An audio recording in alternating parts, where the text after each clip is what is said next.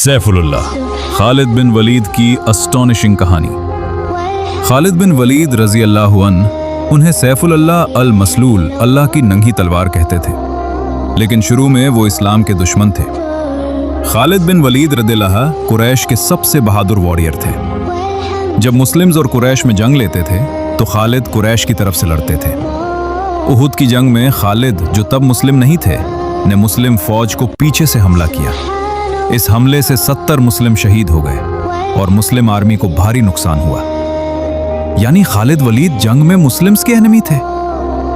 एक दिन खालिद बिन वलीद ने अपने एक दोस्त वलीद बिन मुगीरा को कहा, देखो, मैंने इस मोहम्मद के खिलाफ काफी लड़ाई की है, लेकिन मुझे लगता है कि ये जो कह रहे हैं शायद सच है, क्योंकि उन्होंने कभी झूठ नहीं बोला। उनके साथ जो लोग हैं वो मर जाने के लिए तैयार हैं। कोई आदमी अपनी जान के लिए झूठ नहीं बोलेगा। वलीद ने कहा, तुम ठीक कह रहे हो। 625 सीई में खालिद बिन वलीद ने ऑफिशियली इस्लाम कबूल कर लिया। जब वो मदीना पहुंचे तो हजरत उमर को गुस्सा आया। हजरत उमर ने कहा, यह आदमी मुस्लिम हो गया जिसने हमारी इतनी जान ले ली। लेकिन हजरत मोहम्मद ने खालिद का स्वागत किया। अल्हम्दुलिल्लाह, खालिद बिन वलीद आज मुस्लिम हो गया।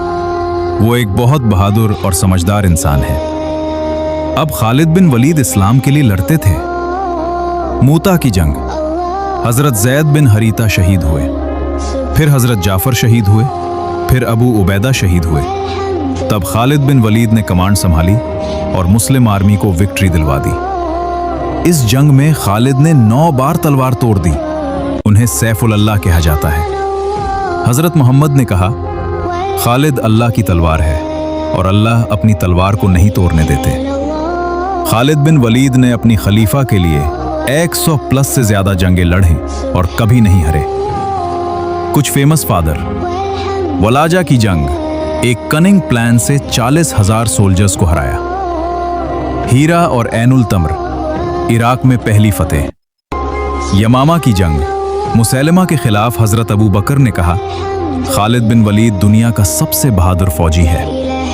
एक दिन हजरत उमर खालिद को कमांड से हटाना चाहते थे, क्योंकि लोग सोचते हैं कि फादर खालिद की वजह से होती हैं, अल्लाह की वजह से नहीं।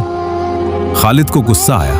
उन्होंने लिखा, या अमीरुल मोमिनीन, मेरी तलवार तो सिर्फ अल्लाह का हुक्म मनना है। लेकिन खालिद ने प्रोटेस्ट नहीं किया। उन्होंने कहा, आमिर का हुक्म मानता हूं। खालिद बिन वलीद अपनी जिंदगी के आखिरी दिनों में मदीना में था। वो बीमार थे।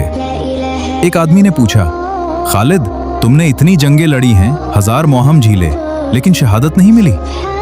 खालिद ने जवाब दिया, जो तलवार मेरे लिए मुकर्रर है अल्लाह उसे करेगा, मैं तो सिर्फ हुक्म का पाबंद हूं। 637 ईस्वी में खालिद बिन वलीद वफात हो गए।